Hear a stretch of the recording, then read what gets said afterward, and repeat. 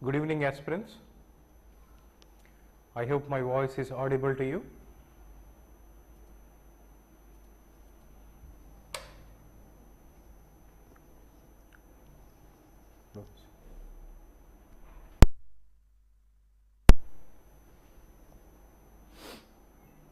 Okay.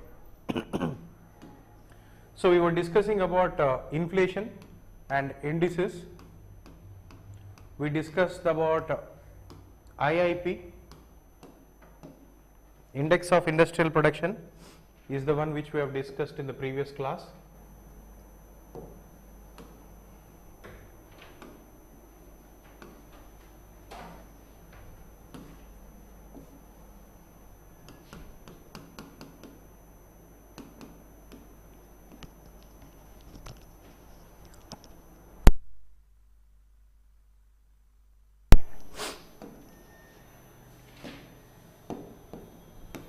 So index of industrial production, this is the topic we have discussed yesterday.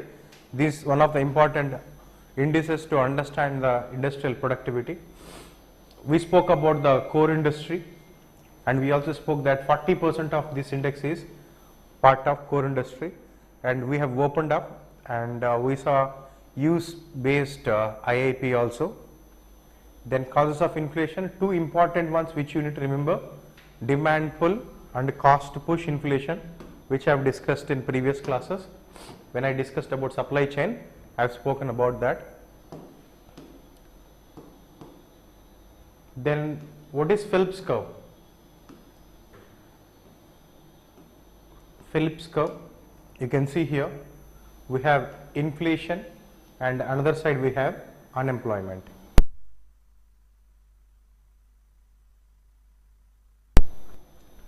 Phillips curve is an economic concept developed by Phillips, stating that inflation and unemployment have an inverse relationship.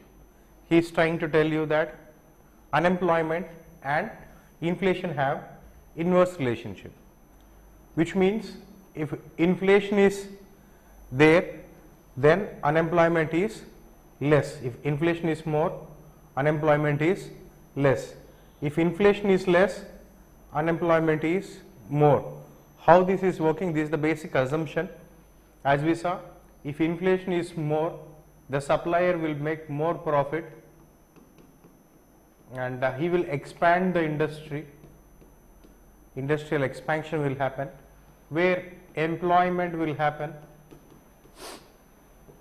further growth will happen. This is the assumption.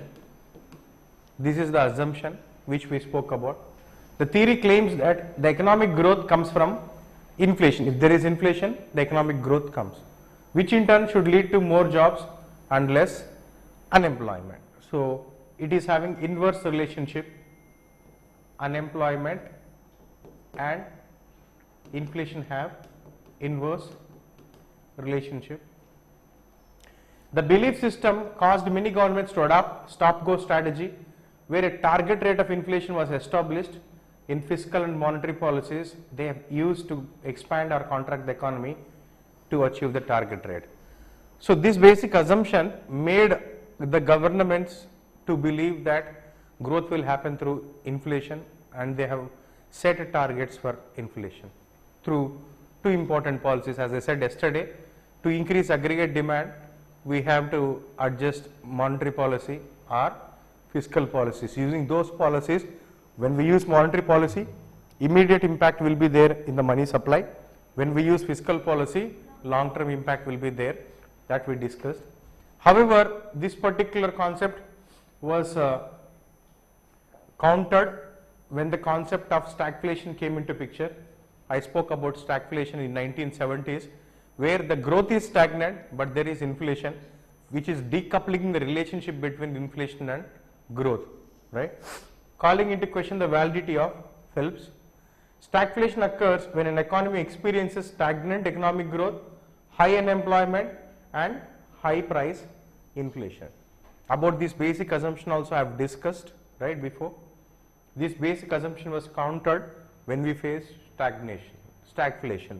Stagnation in growth, stagnant growth and high unemployment.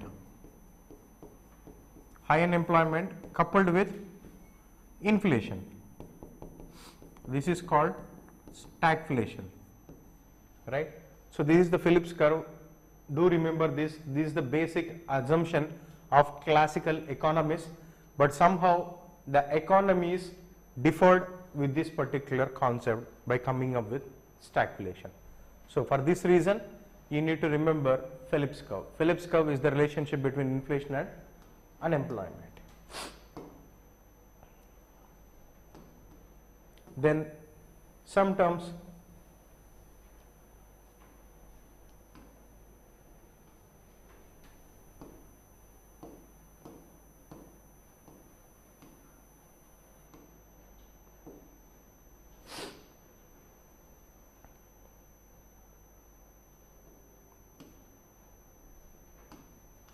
Other causes for inflation, if you can see, hoarding is one of the important reason for inflation. It is possible for hoarding to create a cycle of speculation, self-fulfilling prophecies and inflation. Inflation also happens through speculation in stock markets especially, and hoarding. For example, if there are onions, if you hoard all the onions in the local market, there will be obviously inflation. These are not the productive ways of bringing inflation. Inflation has to be through in the supply chain based on the demand and supply forces. Beyond that, if you are artificially creating inflation, this will create bubbles, recession and depression like crisis will be coming up in future. So hoarding is one of the non-standard method through which we can see inflation. The way we saw different indices, there are many other indices, sectoral indices to monitor the changes of prices in that particular sector. One such is again housing price index. It is released by Reserve Bank of India. The base year for housing price index is 2010 and 11. It is based on the transaction level data received from housing registration authorities of 10 major cities.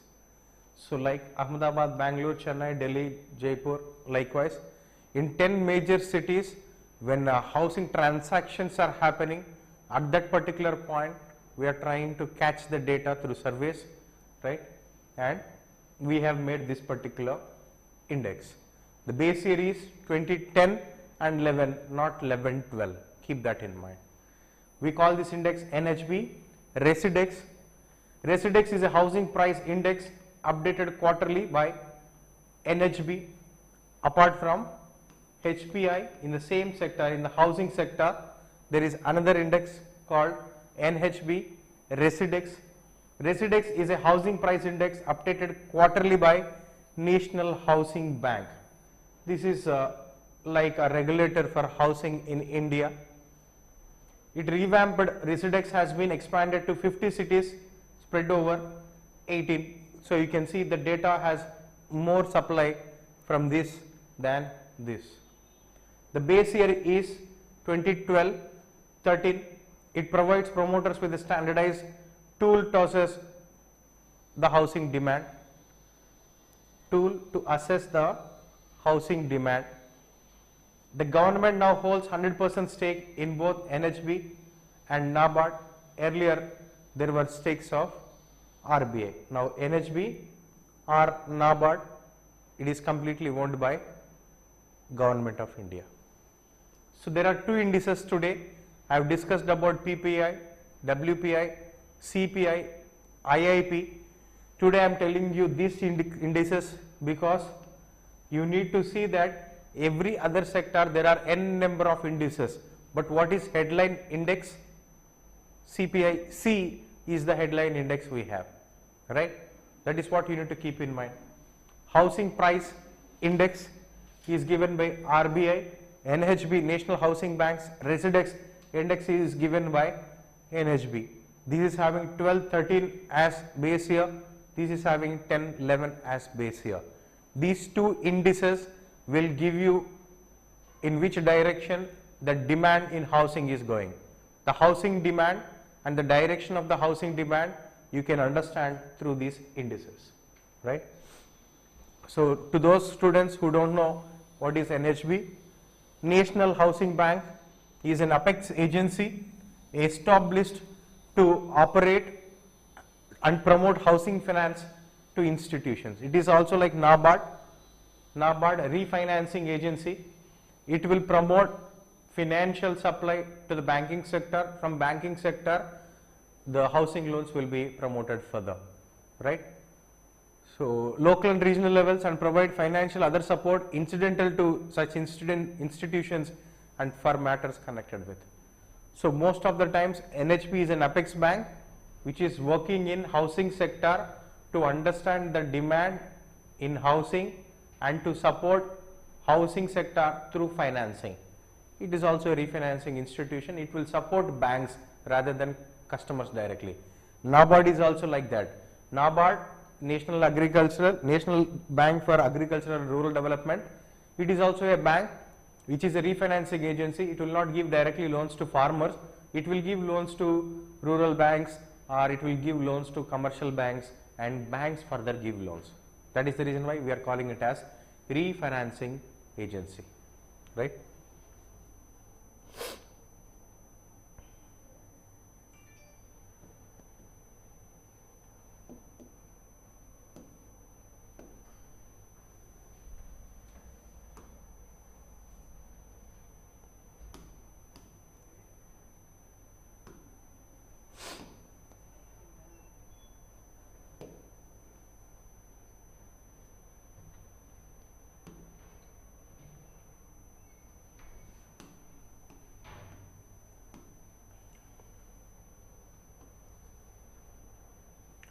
Apart from that, another important index we are discussing about is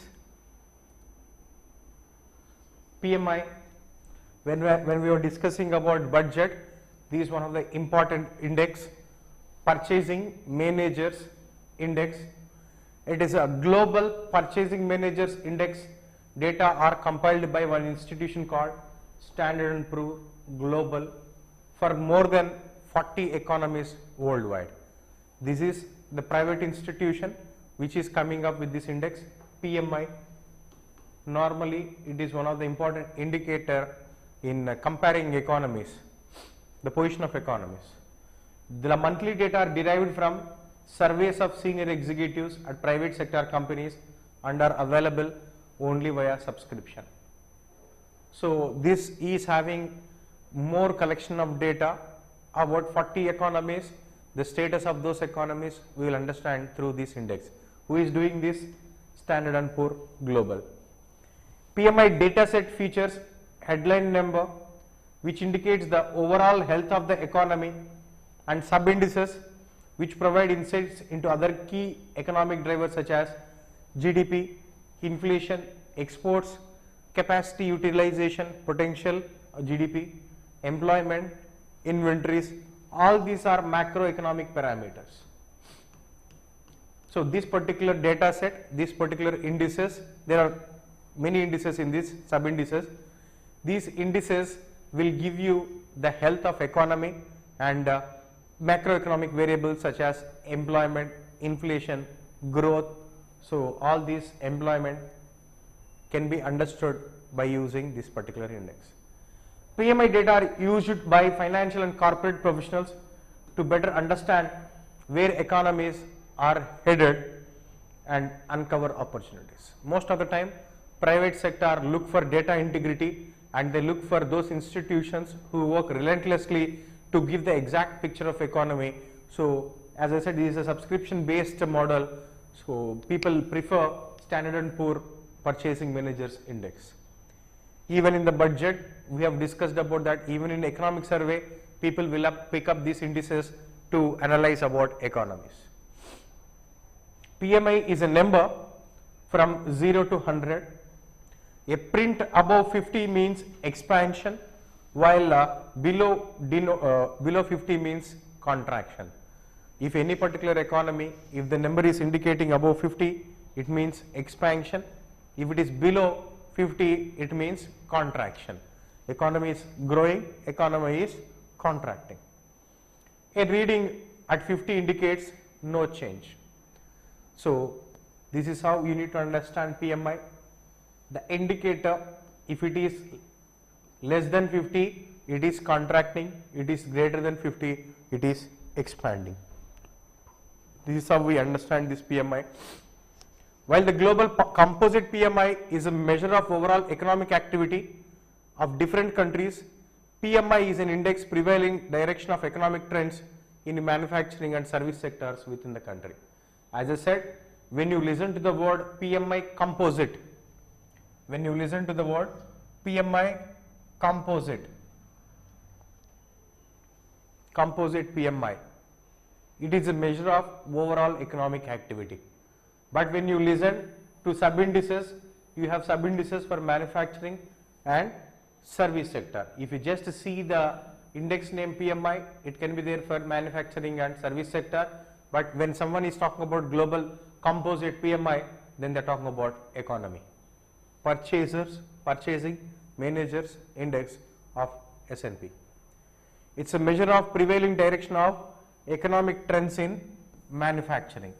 So when you just see the word PMI, it is talking about the trends in manufacturing. So manufacturing, the secondary sector, very important sector. So how far it is bringing up that domino effect in the economy, right? PMI is based on monthly survey. As I said, every month there will be survey of supply chain managers across 19 industries, covering both upstream and downstream. Backward linkages and forward linkages, there are almost supply chain managers from 19 industries. Supply chain, we have supply chain managers. The name itself is saying that Purchasing Managers Index. These are the real people who are sitting in those supply chains, who will be giving you data through which we are projecting these, right? S&P Global Index, Manufacturing Purchasing Managers Index, measures the performance of manufacturing and is derived from a survey of 500 manufacturing companies. So when you talk about PMI, it is doing the trend based on 500 manufacturing companies. The Manufacturing Purchasing Managers Index is based on 5 individual indices. Which of the following are, as I said, individual sub-indices we have: new orders, output, employment, suppliers' delivery times, stock of times purchased with the delivery times index. All these are the parameters for which a composite index will have weightage. Okay. Although you don't need in-depth of this for this examination, but for sure you need PMI. If you see any data, you should be able to understand which direction the economy is going. If it is above 50, it is expanding. If it is below 50, it is contracting. So as I said,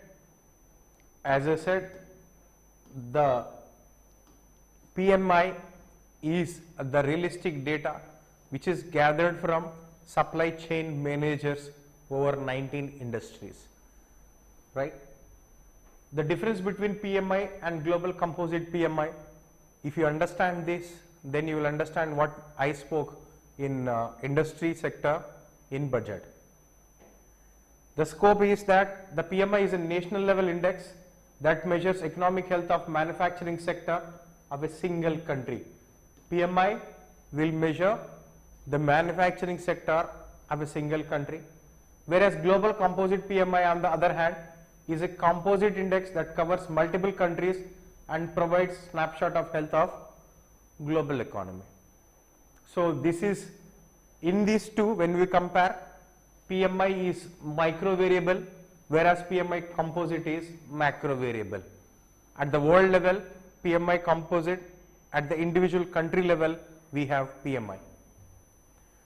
Components of PMI typically measures activity in manufacturing sector through survey of purchasing managers, manufacturing firms. While the global composite PMI measures activity across manufacturing, services and construction sector. If you try to see the activity, PMI focuses on manufacturing, PMI composite focuses on manufacturing, service, construction, as it is talking about the health of the economy, which is a composite one. If you see the weighting, the PMI is a composite index that is calculated as a weighted average of 5 sub-indices: new orders, production, employment, supply deliveries and inventory levels. These are the different sub-indices we have. We spoke about the weightage, but the weightage is not required. Weighted averages, this is the statistical mode they have picked up. This is the weightage they are giving, but you don't have to remember the weightage because this is not part of headline. But still, you should be able to understand who is doing this, how they are doing it, and there are sub-indices. PMI, however, is a composite index that is calculated as a weighted average of manufacturing, services and construction PMI, right. So, these are the two variables which we need to keep in mind. What is the significance? While PMI is an important leading economic indicator that provides insight into health of the manufacturing sector of a single country, global composite PMI is widely followed as an indicator which will replicate the health of global economy. It is not talking about single economy, it is talking about the world as together. So, it is widely followed economic indicator. So, many of the supply chain people, the stakeholders in the supply chain follow this particular indicator, because of which there is data integrity, data reliability, and because of which these particular data sets are costly also. In general, a high PMI reading is seen as a positive sign for the economy, as indicates that the manufacturing and service sectors are performing well. If it is 60, 70, it is like the economies are performing well. A low PMI is talking about less performance in those sectors, and the economy is contracting, the economics indicators are coming back, or you can see the contraction, maybe technical terms like recession, depression or further other reasons will bring these numbers back.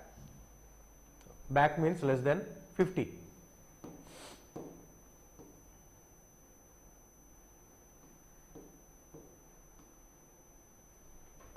So, if you can see the impact increased borrowing, this.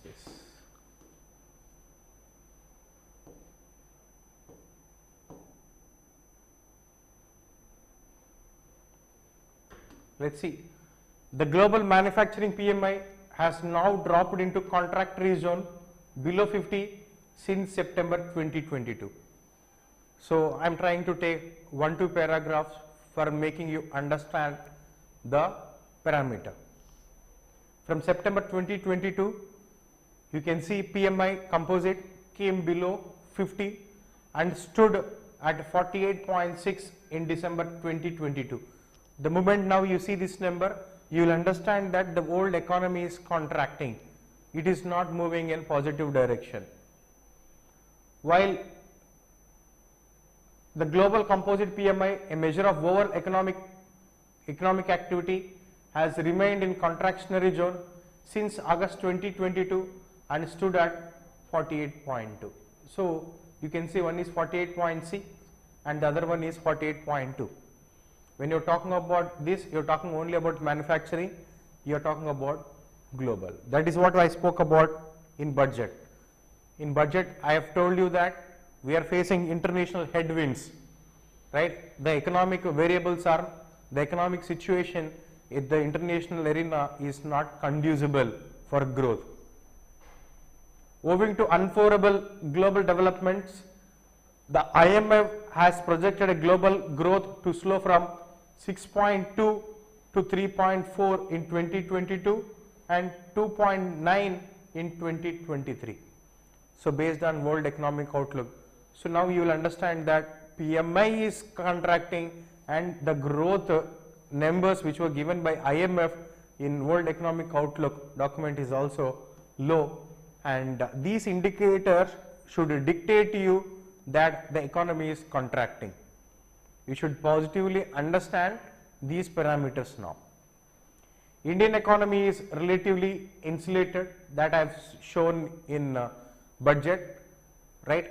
Although India is very good country which is integrated, we are not as far as, we are not better integrated than compared with other emerging countries, emerging economies. So you can see all the advanced economies are facing contraction, but India as an emerging economy is having a positive outlook for growth, because they are believing that they are not as integrated as other emerging economies and we are better insulated from global headwinds. Indian economy is relatively insulated from global spillovers compared to other EMEs, partly because of its large domestic market, relatively looser integration from global value chain and trade flows. As I said, India is a big market. India is the future of business. India is having huge population, now at least 140 crore population. It's a big market, big domestic market, very strong market. So it can sustain without even when the conditions at the international stage are not conducive, right? So how PMI, how to analyze IMF, we understood. As a result, despite external exogenous shocks, India real GDP registered year-on-year growth of 9.7% in the first half of 22 and 23. Although these numbers I will repeat again when I speak about growth, but I will speak only the numbers given by NSO, Budget and Economic Survey. There are many other private indices, but I will not pick up what IMF is saying, what World Bank is taking about, what is their stance about Indian economy. I will only bother about headline growth rate, right? PMI at, if you can see PMI of India, you can see PMI manufacturing at 57.8 in December 2022. If you can see the PMI, the global manufacturing PMI, if you see, it is at 48.6, but India is better placed, 57.8. So you can see that there is no government bias here. This index is a private index, and you can still see that the numbers are giving you positive outlook. The economy is expanding, whereas the international world economy is contracting. So which reflects a robust improvement in the health of manufacturing sector that was best seen since October 2020. So after COVID, post-COVID, first wave, second wave, this is one of the important scenario. As I said, even the chief economic advisor says, Anantha Nageswaran says that we are above COVID scenario now. Now there is no impact of COVID anymore on our indicators, on our parameters, macroeconomic variables. Similarly, the index of 8 core industries registered, I spoke about 8 core industries when I spoke about IIP. IIP is our national indicator, right? This is our government indicator in which 40% of weightage is given for core industries. So it registered a growth of 5.4%, except in crude oil, refinery products and natural gas sectors, where we are quite dependent on imports. When we are dependent on imports and the international scenario is bad, those sectors will be less and performing less when compared to other core sectors, other 8 core sectors. There are 5 core sectors apart from this 1, 2, 3. If you remove these 3, all other 5 are performing well. The index of industrial production also rose to a 5-month high at 7.1%. So these are the numbers which we are taking from budget. So all these are happening because rebound in consumption, there is demand driven growth is there now. There is steady momentum, right? Service sector is also growing back. It is having the rebound post COVID. And if you consider PMI services registered a strong expansion during Q3 of 2022 and 23, which is attributed to the demand. So PMI manufacturing is also above 57, PMI services is also expanding. So all these are the variables which are clearly conducive for us. The growth impetus in rail freight and port traffic remains unbeat with further improvement of domestic aviation sector. Higher output in manufacturing and services sector realized a composite PMI of 59.4. For India, if you take PMI manufacturing, PMI services, PMI composite, which is at 59.4, we are better placed. Our indicators are indicating a positive outlook for India's growth further in this particular year. All these parameters I have picked up to make you understand what is PMI. Purchasing managers index is an index given by S&P, which is a private institution, Standard & Poor. It is giving global composite PMI, which is talking about health of economies, which is also having PMI index for manufacturing sector, PMI index for service sector, PMI composite index for manufacturing and service sector. So if you see, all these PMI numbers at the international arena are lesser than 50, which is indicating a contraction. But when you see these numbers for India, these are heading towards expansion. These numbers are showing that Indian economy or growth is positive, right? Even based on this IMF or based on this World Bank or Asian Development Bank, other banks also are positive about Indian economy's outlook, right? So PMI is one of the important indicator. This is also talking about output like IIP indicators. So these are the important indicators I wanted to cover.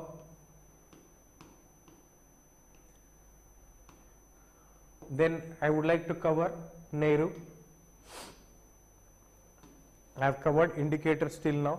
I will cover Nehru now. Non-accelerating inflation rate of unemployment is a specific level unemployment that is evident in economy that does not cause inflation to increase. Is the lowest level of unemployment that can occur in the economy before inflation starts to inch higher. Lowest level of unemployment or highest level of employment. When employment is at Nehru, inflation is steady like this. When unemployment rises, inflation decreases. So I have spoken about this particular relationship between unemployment and inflation. What is the relationship between unemployment and inflation? Inverse relationship. In this curve we can clearly see that inflation, unemployment, this is inverse relationship. So inflation is steady. When unemployment rises, inflation decreases. When unemployment drops, inflation increases. So you can say that this is Nehru clearly. If it is the Nehru level where unemployment is at Nehru level, inflation is steady, inflation is like this, okay. But when unemployment rises, inflation will decrease. When unemployment decreases, inflation increases. The rise in prices will be there. So Nehru is the place where non-accelerating inflation rate of unemployment. In the 1960s, it was seen unemployment seemed to settle down at the level with a non-accelerating inflation. It is also called as natural level of unemployment. If unemployment was brought down below that level, inflation is accelerated. To inflate as we understood the Phillips curve, to inflate we need to decrease unemployment. If inflation is there, which means unemployment is less. If unemployment is more, inflation is less. So this is what we need to keep in mind. So these are the major indicators. Hoarding, Burhan said, hoarding means stocks which are held illegally. Stocks which are held illegally by business people. Normally business people will keep onions, medicines or any other essential commodities if they keep, and they can black market later at higher prices. That is called hoarding. If the supply level is decreased in the market, the demand level will increase. That is the reason why people will not let the commodities come into the market. They will hoard those supplies, because of which inflation will happen. This is artificially pushing the rates above. It is like manipulating demand and supply forces. I hope you understood. Right? Nairu. Non-accelerating inflation rate of unemployment, or you just remember that it is the lowest level of unemployment. Lowest level of unemployment or highest level of employment, right? When there is lowest level of unemployment here, what is that? We are calling it as, that can be occur in the economy before inflation starts to inch. We call it as Nehru. If that unemployment increases, inflation decreases. If that unemployment decreases, inflation increases. The inverse relationship between the unemployment and inflation, if you understand, there is a particular level of unemployment where the inflation is steady. At that particular point, if unemployment is going down, the inflation will go up. We can see that this is a launching point for inflation. This is where the inflation will trigger. Consider that as a base, lowest level of unemployment or highest level of employment to the capacity of economy. So these are assumptive indices, but understand, non-accelerating, the name itself is saying that inflation is what? Non-accelerating, which means inflation is steady. Inflation steady of unemployment, which means that unemployment at which inflation is steady. Able to understand? That is called, we are calling it as Nehru. If any particular point inflation is going up or going down, that is because of unemployment going up or going down. From a particular level, if unemployment is going down. So when I say this, I would like to keep this like, for example, if this is the economy, size of economy, this is the lowest level of unemployment, let us consider. This is lowest level of unemployment or highest level of employment. So if you can see this employment,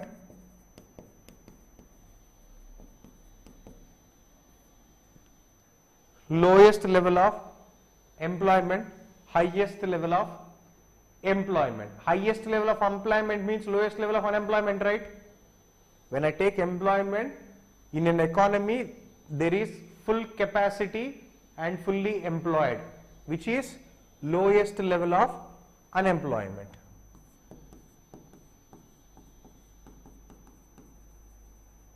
At this level, inflation will get steady. Consider in utopia that at a particular point prices will become constant. At a particular point prices will become constant. How far the employment will be created? What if completely people are employed? That is called highest employment. Consider all the labor force are employed. That is lowest level of unemployment, right? So after which, in this particular scenario where it is standard, where it is static, where it is stagnant, if unemployment is decreasing, if unemployment is increasing, inflation is, if unemployment is decreasing, then inflation is increasing. So that we can understand. right, as it is inverse relationship. This is a point where inflation is not accelerating. It is simple as that. Where inflation is not accelerating, normally if you question, inflation is not accelerating when employment is full or lowest unemployment, right? If unemployment increases, inflation decreases. If unemployment increases, inflation decreases. If unemployment decreases, inflation increases. So that is what we are talking about at Nehru. So rather getting confused with utopian theories, just remember this is a place where inflation is stagnant. Stagnant inflation unemployment rate, the rate at which inflation is stagnant.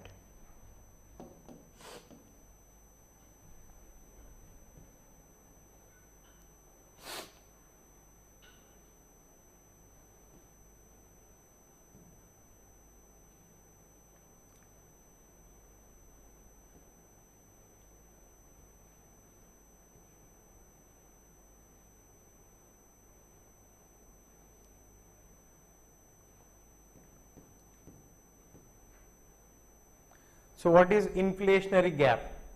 Another indicator, another point, inflationary gap. It is a situation which arises when aggregate demand in an economy exceeds aggregate supply at full employment level. Again, lowest unemployment, full employment level, right? Inflationary gap is a situation which arises when aggregate demand is more than aggregate supply but at full employment level, right? So you can see economy is at full employment level, government intervenes through expansionary fiscal policy. With the economy already operating at maximum level, the supply of goods cannot be increased further because full employment level, full productivity. As a result, the increase in government expenditure will only lead to increase in aggregate demand, and increase in demand in no increase in supply will lead to inflationary gap, that is called inflation. Inflationary gap. I will try to tell you again.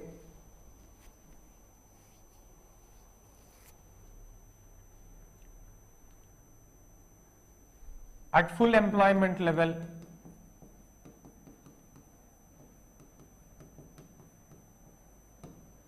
economy is performing well, government intervenes with expansionary policy,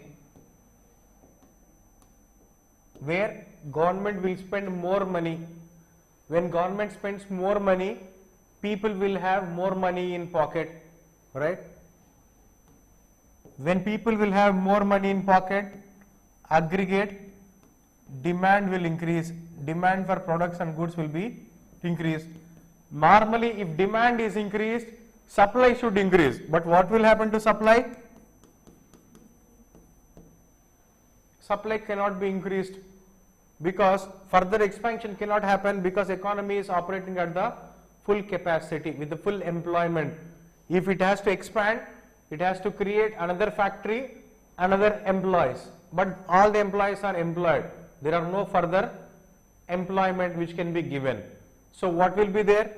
Let us consider 100 goods are there before. Now the demand will increase for 150 goods, but the supply can be there only for 100 goods.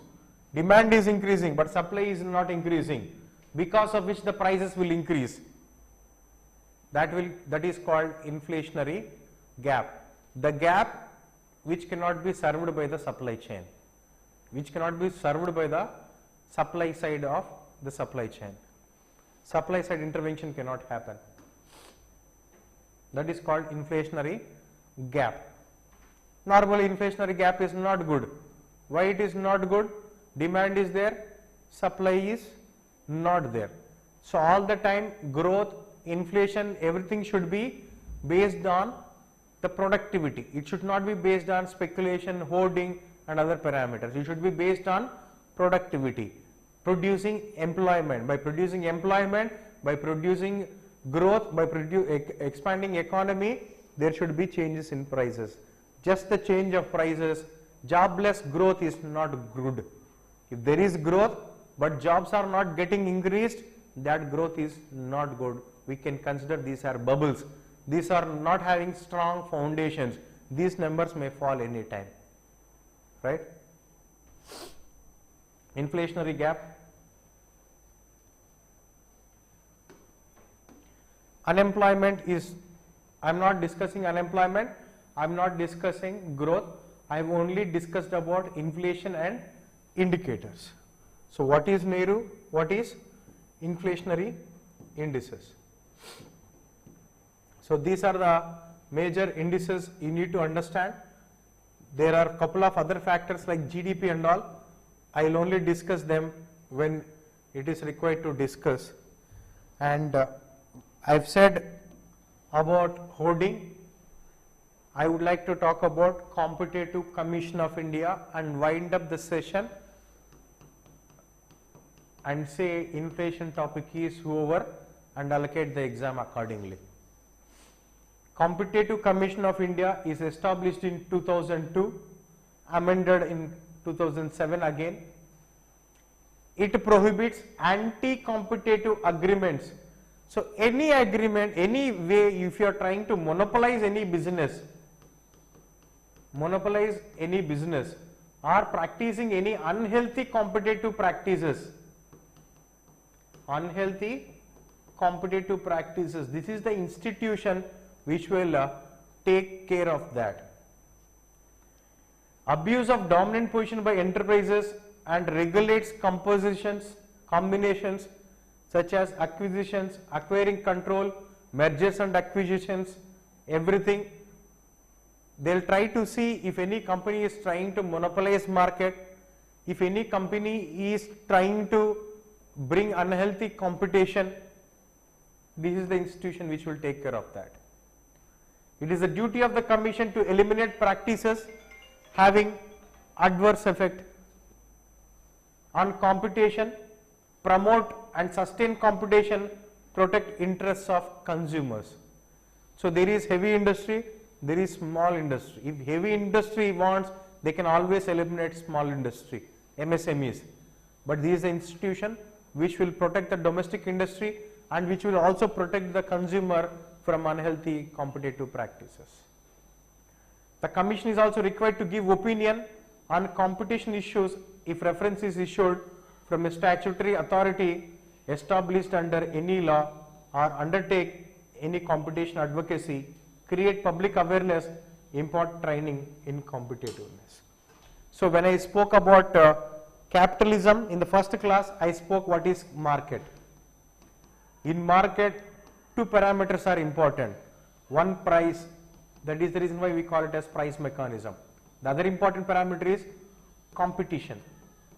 To survive in competition, when two institutions compete, more quantity, more quality will come into, or more efficiency will come into products, right? So competition should always be healthy. It cannot be unhealthy. So if there is any such hoarding, black marketing, monopolizing, or any mergers or acquisitions, reverse mergers, any other thing which is threatening the market or which is hurting the sentiments of the consumer, this is the institution which will always take care of it, and always the consumer can reach these institutions in case of any such practices. And it is the duty of the Competitive Commission of India to make sure in the market which is present there is healthy competition and consumer is not hurt, and it is also duty of the institution to bring awareness to the consumers about their rights, right? So we are winding up the topic inflation. I would be allocating one examination today in this particular batch. Try to take that particular examination. Unable to open IIP, where you are unable to open IIP, Sanyam, I didn't, sorry, Burhan. Unable to open IIP where? Oh, ministry website if you are asking.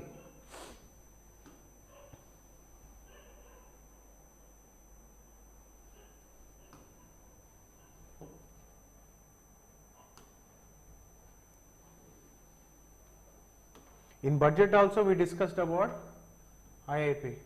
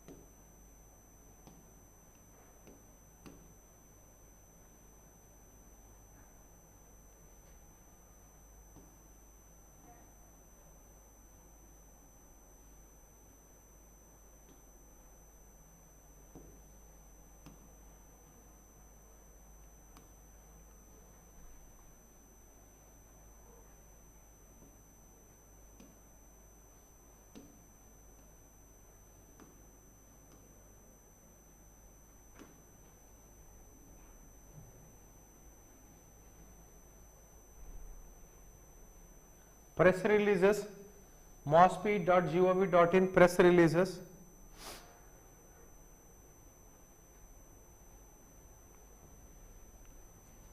The ministry website press releases. 1, 2, 3. The fifth one, quick estimates of IIP. Quick estimates of IIP. I can see February 10th, 2023 document. This is the document I have opened yesterday. Burhan. Press releases. I hope you understood. If you are finding any difficulty, you can always ask the document or the path. I'll help you with that. Thank you. Thank you very much. We'll try to see in the next class.